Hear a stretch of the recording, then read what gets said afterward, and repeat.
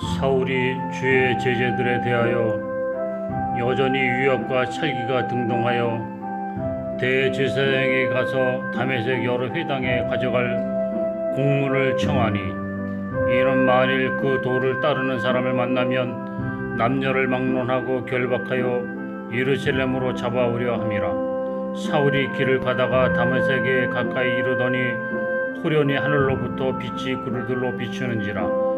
땅에 엎드러져 들음에 소리가 있어 이르되, 사울아 사울아 네가 어찌하여 나를 핍박하느냐 하시거늘, 대답하되 주여 누구시니이까?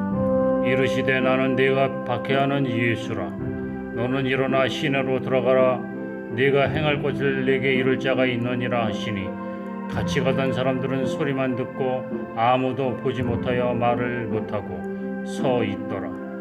사울이 땅에서 일어나 눈은 떴으나 아무것도 보지 못하고 사람의 손에 끌려 다메섹으로 들어가서 사흘 동안 보지 못하고 먹지도 마시지도 아니하니라.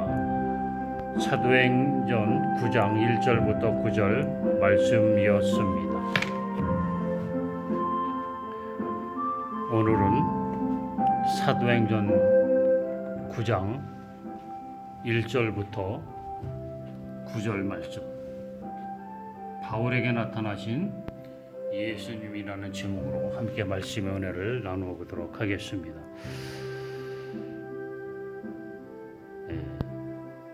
바울에게 나타나신 예수님이 어떻게 나타나셨고 그것이 우리에게 어떤 의미를 주는지를 함께 생각해 보고 은혜를 받는 시간 되도록 해 보겠습니다.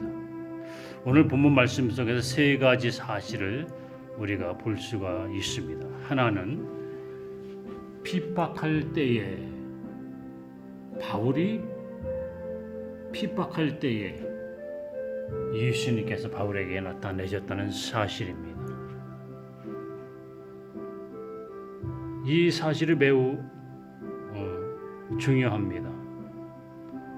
바울이 예수님을 선택한 것이 아니라 바울은 여전히 예수님을 거부하고 예수님을 믿는 자들을 핍박하고 있을 때 예수님이 그에게 나타내셨습니다. 살기가 등등하다. 1절에 보면 살기가 등등하여 계속적으로 핍박하고 있을 때 예수님이 바울에게 나타내셨습니다. 이것은 다시 말해서 죄 중에 있을 때 또 일방적으로 주님이 만나셨다는 것입니다. 주님이 주권적인 선택이었다는 사실을 우리가 깨달을 수가 있습니다.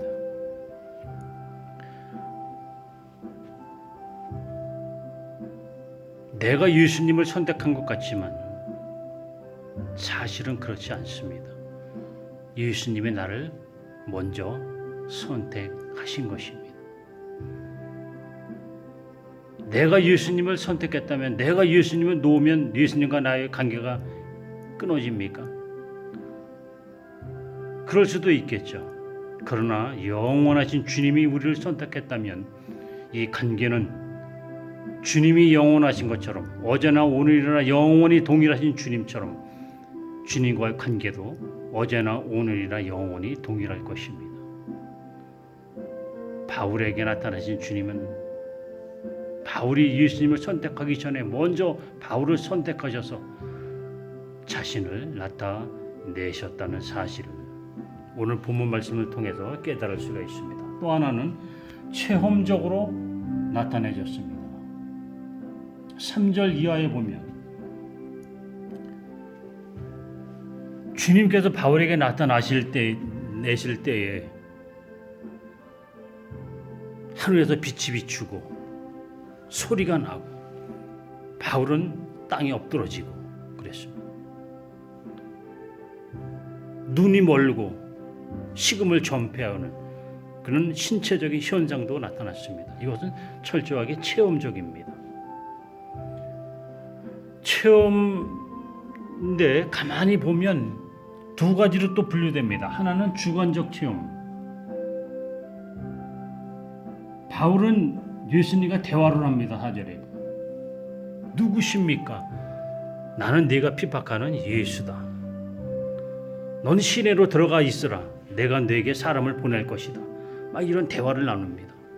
근데 그 대화의 내용은 사람들은 모릅니다. 바울만 그 의미를 알고 바울만 대화를 했을 뿐이에요.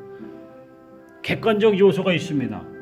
사람들도 대화를 하진 않았지만 소리는 들었습니다. 7절에 보면 소리만 들었다 그럽니다. 신앙에 있어서 객관적 요소는 아주 부분적입니다. 객관적인 건 서로 공유할 수 있다고 하는 것이거든요. 근데 신앙은 매우 주관적 요소가 강합니다. 사실 객관적으로 서로 공유할 수 있는 건 아주 부분적이에요. 사람들은 소리만 들었잖아요. 깊은 대화를 몰랐잖아요. 대화는 주관적인 거예요. 바울만 체험한 겁니다. 사람들도 소리를 들었어요. 무슨 현상이 나타난 걸 봤어요. 그러나 그것은 매우 부분적입니다. 신앙은 주관적 요소와 객관적 요소를 두루 갖춰야 되지만 객관적 요소는 주관적 요소에 비해 그렇게 강하지는 않습니다. 주관적 요소가 있음을 우리는 기억해야 됩니다.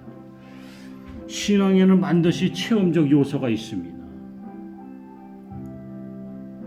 그리고 그 체험은 다양합니다. 말씀 체험도 있습니다. 꿈과 환상 체험도 있습니다. 신의 체험도 있습니다. 이런 게 왜 없겠습니까? 요한 웨슬리 목사님은